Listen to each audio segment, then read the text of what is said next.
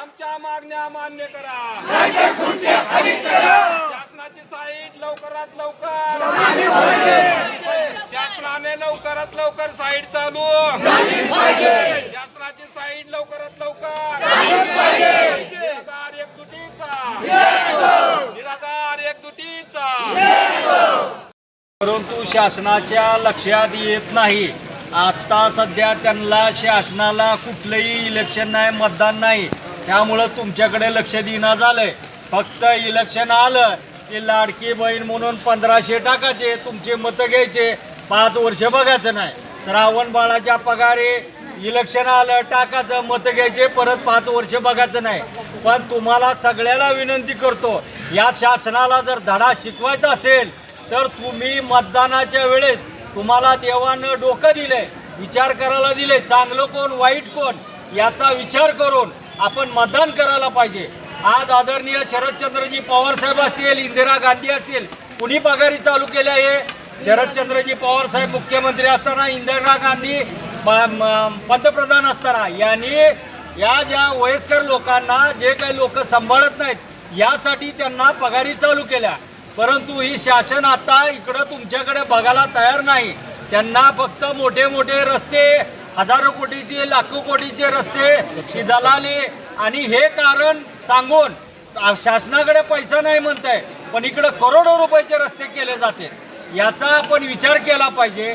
आणि यापुढं जर शासनानं तुमच्या अटी मान्य नाही केल्या तर आपण रस्ता रोको आंदोलन करू आणि उपोषणला इथं तहसील पुढे बसू। एवढं बोलून माझे 2 शब्द पासून काठीमध्ये, काठी एक आपल्या तालुक्यातलं मोठं गाव आहे, 10,000 लोकसंख्येचं गाव आहे आणि त्या गावाच्या परिसरामध्ये जवळपास 15 ते 20 वाड्या, वस्त्या, तांडे आहेत।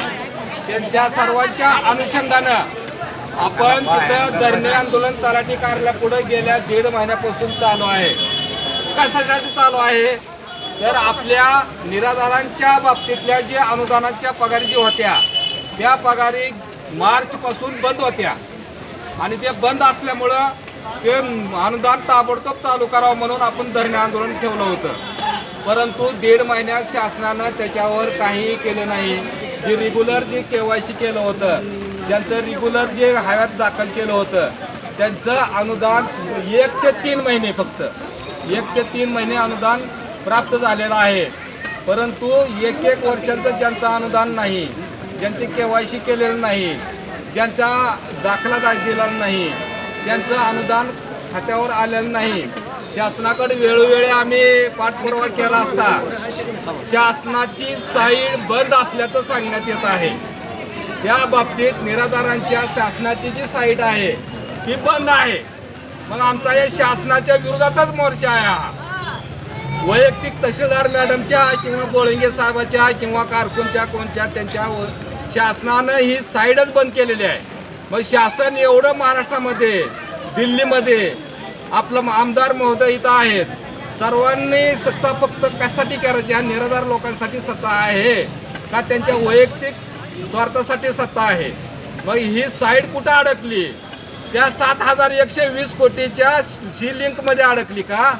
मुंबईच्या गटारमध्ये पाण्यात वाहून गेलेल्या मॅनहोलमध्ये गेली का? साईड कुठे गेली? ज्या वेळेस शासनाची साईट चालू होईल त्यावेळेस उर्वरित लोकांचं अनुदान मिळणार आहे असं शासन वेळोवेळी सांगतंय। निराधार लोकांचे कितीतरी इथं हेलपाटे, तहसीलमध्ये हेलपाटे, कमीत कमी यांचं वय 70 वर्षाच्या 65 वर्षाच्या पुढं असतंय। त्यांनी किती हेलपाटे मारायचे? आमची साईडच बंद आहे। मी राष्ट्रवादीचा जिल्हा उपाध्यक्ष आहे। मला सुद्धा सांगण्यात आलं की साईट 5 दिवसात चालू होईल, 2 दिवसात साईट चालू होईल। शासन इथं वकील असल्यासारखं वागतंय, फक्त तारखा आणि फक्त तारखा आणि फक्त तारखा देतंय। आज रोजी सुद्धा आम्हाला 1 तारखेला साईट चालू होईल म्हणले आणि पुन्हा काल आमच्या अधिकृत तलाट्याने म्हणले की 5 तारखेला आम्हाला निरोप आला, 5 तारखेला साईट चालू होईल। शासनाला हेच म्हणणं आमचं आहे की तुमचं जरा थोडं खासदार फुटीचा 100 कोटी देऊन खासदार फुटी, 50 कोटी देऊन आमदार फुटी, ही जरा पक्षाची फाटाफूट करायचं जरा बाजूला ठेवा आणि या निराधाराकडे थोडं लक्ष द्या। त्यांचं अनुदान त्यांच्या खात्यावर वेळोवेळी पाडा। पहिली अट आमची ती आहे निराधाराच्या बाबतीत की KYC, आधार सीडी, OTP या निराधार लोकांना तुम्हीच सांगा. सगळे इथं जमलेले निराधारांना मोबाईल कळतो का? आधार सीडिंग कळते का? KYC कशी करायची असते ते कळतंय का? आपल्याला आणि त्या मोबाईल मधलं ऑनलाईन कळत नाही. यांना कसं कळावं? म्हणून पहिली पक्षाच्या वतीनं अशी आमची मागणी आहे मॅडम की या बाबतीतली KYC ही पूर्ण शिथिल करावी आणि पूर्ववत जसं अनुदान मिळत होतं बँकेत आपण चेक पाठवायचो, यादी पाठवायचं आणि तिथून त्यांनी रिलीज करायचं, ज्याप्रमाणे होतं तसं ह्यांच्या बाबतीत बाकीचं शासनानं काय करायचं करू द्या, आम्हाला त्यांचं घेणं नाही.